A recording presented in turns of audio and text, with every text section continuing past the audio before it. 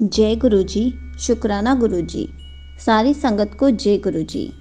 संगत जी, जैसा कि हम सब जानते हैं, गुरु जी हर संगत को उनके हिसाब से ब्लेस करते हैं, अपनी प्रेजेंस फील कराते हैं और गुरु जी बहुत अच्छे अच्छे मिरेकल्स दिखाते हैं और विशेस भी पूरी करते हैं।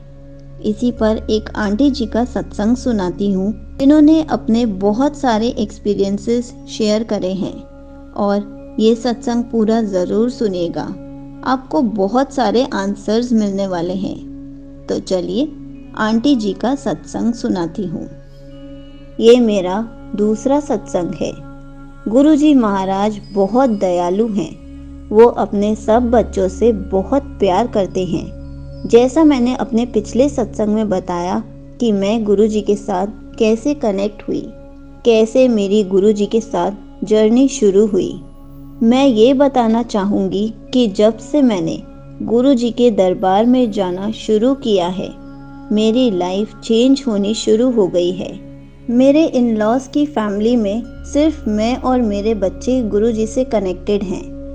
वैसे तो कहते हैं कि फैमिली का एक भी सदस्य अगर जुड़ जाए तो पूरी फैमिली का कल्याण हो जाता है। यहाँ पर किसी का भी उतना कनेक्शन नहीं है, पर कोई मुझे जल प्रसाद, चाय प्रसाद, लंगर प्रसाद और नाश्ता प्रसाद कुछ भी ऑफर करने से कभी नहीं रोकता। जब से मैंने गुरु जी का स्वरूप लगाया है, तब से अब तक ज़्यादातर मेरी कोशिश रहती है कि मैं जो भी बनाऊं गुरु जी को ऑफ़र ज़रूर करूं। मैं कोलकाता में रहती हूं। अपनी फ्रेंड से मुझे कई संगत के बारे में पता चला, पर मैं पर्सनली बहुत कम संगत को जानती हूं। जिस फ्रेंड के माध्यम से मैं गुरु जी से जुड़ी हूं, उसने मुझे एक आंटी के वहाँ होने वाले सत्संग के बारे में बताया, जो एवरी मंडे होता है और वो एक ओपन सत्संग का दरबार है। सच अ डिवाइन दरबार। बहुत अच्छी फीलिंग होती है वहाँ जाकर। जुलाई अगस्त में मैं गुरु जी से जुड़ी और 10 सितंबर, जो कि हरतालिका तीज का ऑस्पिशियस डे था, उस दिन मैं दरबार में फर्स्ट टाइम गई और नेक्स्ट डे गणेश चतुर्थी भी थी।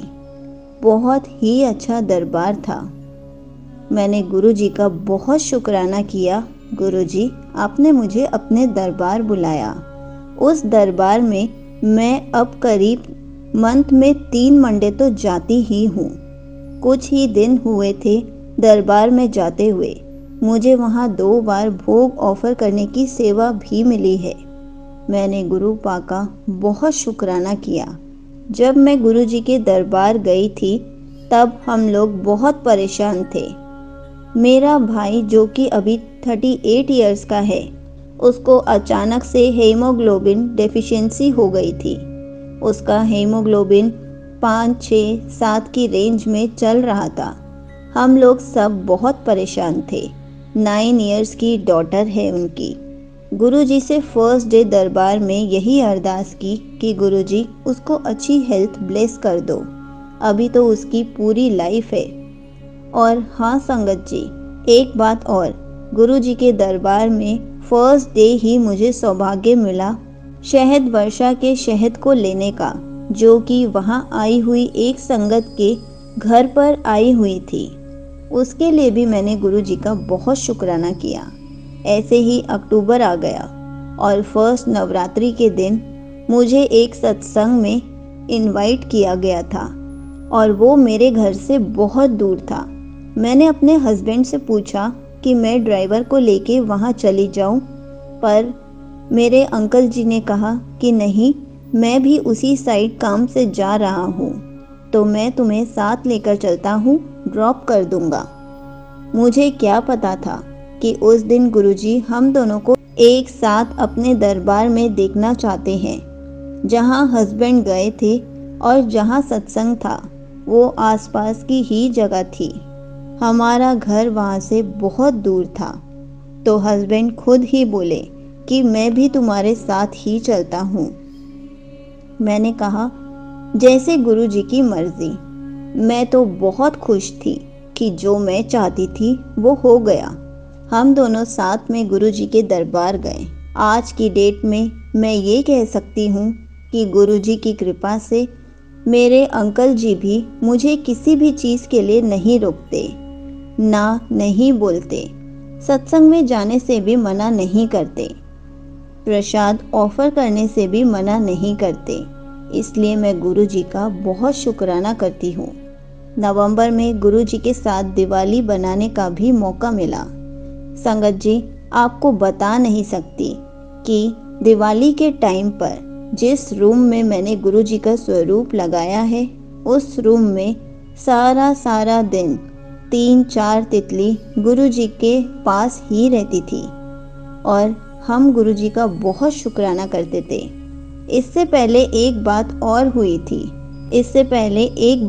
हुई थी।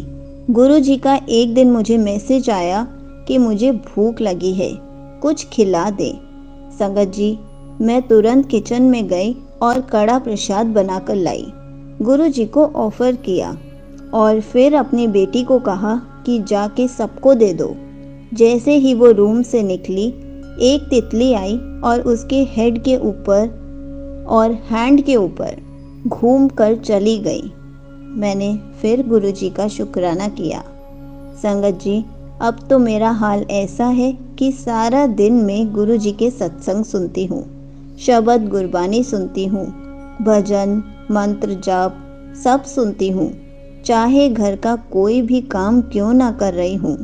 इस बीच मुझे गुरुजी के दरबार में करवा चौथ की सरगी का अवसर भी मिला। मैंने उसके लिए भी गुरुजी का बहुत शुक्राना किया। न्यू ईयर सत्संग में भी गुरुजी ने अपने दरबार बुलाया। मेरे बच्चों के फाइनल्स चल रहे हैं, तो मेरा बेटा मैथ्स में थोड़ा वीक है, तो उस टाइम वो प्रिपरेशन कर रहा था। एग्ज़ाम से पहले की बात है कि वो मैथ्स की प्रैक्टिस कर रहा था और उसने रोज़ की बहुत स्ट्रॉन्ग फ्रेग्रेंस फील की। हम लोग समझ गए कि गुरुजी आए हैं, क्योंकि वैसे तो वो अभी 8th में है, पर हम मदर्स तो छोटे छोटे एग्ज़ाम्स को लेकर भी परेशान हो जाते हैं। तो मैं हरदम गुरुजी से अरदास करती हूँ कि गुरुजी सबका भला करना, सब बच्चों की नैया पार लगा देना। संगत जी, अब तो मैंने अपने आप को गुरुजी के चरणों में पूरी तरह सरेंडर कर दिया है, अपने बच्चों को भी गुरुजी के हवाले कर दिया है। अब गुरुजी ही संभालेंगे। गुरुजी अपने मिरेकल्स दिखाते ही रहते हैं। संगत जी, आज मुझे एक मैसेज आता है कि पुत्र, तेरे बच्चों के अच्छे नंबर ब्लेस कर दिए हैं। और मैं ये मैसेज सुनकर बहुत खुश हुई कि गुरुजी ने मेरे मन की बात सुन ली और मैंने गुरुजी का बहुत शुक्राना किया। गुरुजी, हमेशा सबके साथ रहना, सबके अंग संग रहना। यहीं पर आंटी जी का सत्संग समाप्त होता है। संगत जी, ऐसे हैं हमारे गुरुजी, सबको अलग अलग तरीक़ों से ब्लेस करते हैं, सबको अपनी प्रेजेंस फील कराते हैं, सबकी विशेस पूरी करते हैं और सबका ध्यान भी रखते हैं कि कब कौन क्या सोच रहा है और मुझे उसको आंसर देना है। इसलिए हमें हमेशा गुरुजी से इतना प्यार करना चाहिए कि गुरुजी हमारी सारी बातें खुद समझ जाएं, हमें कुछ कहना ही ना पड़े। और होता भी ऐसा है, हमें कुछ कहना ही नहीं पड़ता। जय गुरुजी, शुक्राना गुरुजी।